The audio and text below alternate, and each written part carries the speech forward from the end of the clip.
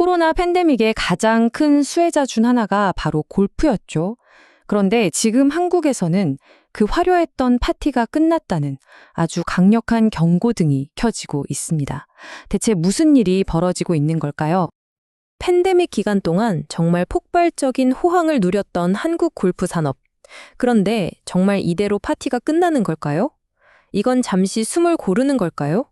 아니면 우리가 모르는 거대한 위기의 시작일까요? 자, 그럼 가장 먼저 숫자를 한번 들여다볼까요? 보통 숫자는 거짓말을 안 하잖아요. 지금 골프 산업의 여러 숫자들은 시장이 아주 심각한 전환점에 서 있다는 걸 명확하게 보여주고 있습니다. 이게 좀 이상합니다. 골프를 치는 사람은 2년 연속 줄었는데 골프장은 오히려 더 늘어났어요. 이게 무슨 뜻이겠어요?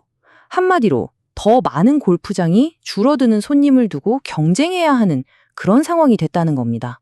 전형적인 공급과 수요의 불균형이죠. 근데 이제 단순히 골프장에 덜 가는 것만의 문제가 아닙니다. 더 심각한 건 사람들이 아예 지갑을 닫고 있다는 거예요. 무려 16개월 연속으로 골프 관련 지출이 줄었다는 건 이건 일시적인 변덕이 아니라 시장의 체질 자체가 바뀌고 있다는 아주 강력한 신호입니다. 그렇다면 도대체 왜 이런 일이 벌어지고 있는 걸까요? 그 답을 찾아보면요. 바로 두 개의 거대한 파도가 동시에 덮치는 퍼펙트 스톰 같은 상황이 보입니다. 첫 번째 파도는 핵심 고객층이 점점 나이가 들어가는 피할 수 없는 인구 절벽이고요. 두 번째 파도는 너무 비싸진 비용 때문에 골프를 즐기기 어렵게 만드는 경제적 압박입니다. 이 두 가지가 동시에 덮치고 있는 거죠. 이 그래프를 한번 보세요. 인구 문제가 한눈에 딱 들어오죠. 골프 인구는 50대의 정점을 찍습니다. 하지만 그 이후 은퇴 시점과 맞물리면서 참여율이 마치 낭떠러지에서 떨어지듯 수직으로 하락해버립니다. 이게 결정적으로 중요한 이유는요, 바로 한국 골프붐을 이끌었던 그 거대한 베이비붐 세대가 이제 은퇴를 하고 있다는 겁니다. 고정 수입이 줄어드는데 이렇게 비싼 여가 활동에 예전처럼 돈을 쓰기란 당연히 어려워지겠죠. 경제적인 압박도 정말 만만치 않습니다.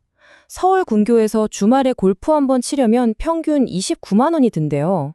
와, 이건 이제 정말 가벼운 마음으로 즐길 수 있는 취미의 영역을 넘어섰다는 뜻이죠. 그런데 이 이야기가 왠지 낯설지가 않습니다. 사실 지금 한국에 겪고 있는 이 상황은 마치 20년 전 일본의 모습을 보는 것 같거든요. 어쩌면 일본의 과거가 우리의 미래에 대한 좀 섬뜩한 경고일지도 모릅니다. 일본은 80년대에 엄청난 골프붐을 겪었지만 2002년에 정점을 찍은 후 300개가 넘는 골프장이 영구적으로 문을 닫았습니다. 그 이유요? 놀랍게도 지금 우리와 똑같아요. 고령화와 경기 침체라는 바로 그 압력 때문이었죠. 자산 가치 붕괴는 정말 충격적이었습니다. 버블 시대에 4억엔, 우리 돈으로 거의 40억 원이 넘던 명문 골프 회원권이요. 10년 만에 그 가치가 10분의 1 토막이나 바렸습니다. 상상이 되시나요? 자, 그럼 이걸 현재 우리 상황에 한번 대입해 볼까요? 지금 한국에서는요, 골프장 홀 하나의 가치가 무려 80억 원에 달합니다. 바로 이게 리스크를 명확히 보여주는 지점입니다. 일본에서는 똑같은 홀 하나의 가치가 지금 10억 원 미만이에요. 시장이 한번 돌아서면 자산 가격이 얼마나 무섭게 폭락할 수 있는지를 보여주는 거죠. 그렇다면 질문은 명확합니다. 한국은 일본과 같은 길을 걸을 수밖에 없는 걸까요? 아니요, 아직 기회는 있습니다. 이 위기에서 업계가 살아남기 위해 선택할 수 있는 3가지 길이 있습니다. 생존 전략은 크게 3가지 축으로 이루어집니다. 첫째, 가격을 훨씬 더 똑똑하고 유연하게 만들고요. 둘째, 시야를 해외로 넓혀서 새로운 고객을 찾아야 합니다. 그리고 마지막으로 골프장이라는 공간 자체를 완전히 새롭게 재정의하는 겁니다.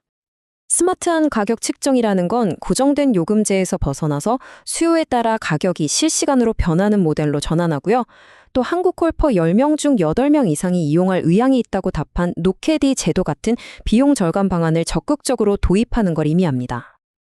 그리고 더 이상 수익성이 없는 골프장들을 위한 가장 혁신적인 해법은 바로 그 공간을 완전히 새로운 용도로 진화시키는 겁니다.